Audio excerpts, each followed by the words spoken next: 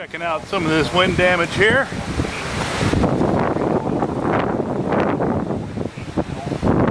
Trying to vlog on a DSLR, that's weird. I don't think it works too well. We got 60-mile-an-hour gusts down.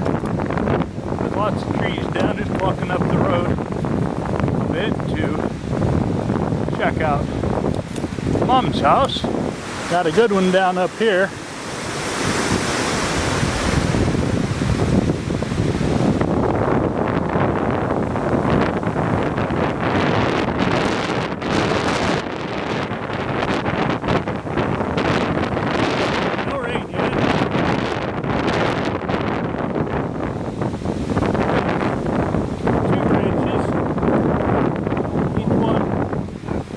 Inch, 8-inch branch.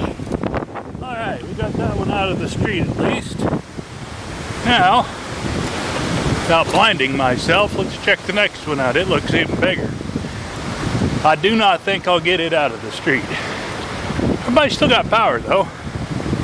I should look at my face. Everybody's still got power though, that's good.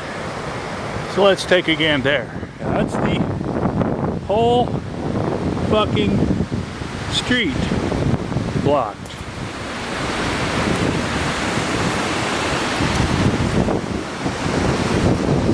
Yeah, we lost an entire tree. Flipped up a 24-inch something or other. You can smell the fresh dirt there. I'm going to stop the video again, take some photos of this. Everybody still has power, which is good.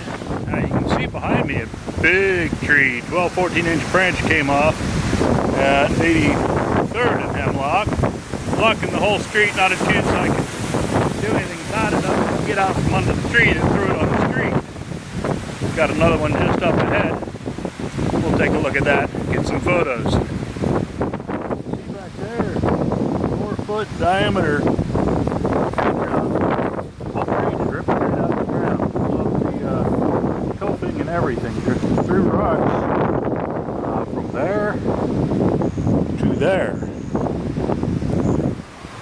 You can hear the sirens in the distance, so there's more damage than what I'm seeing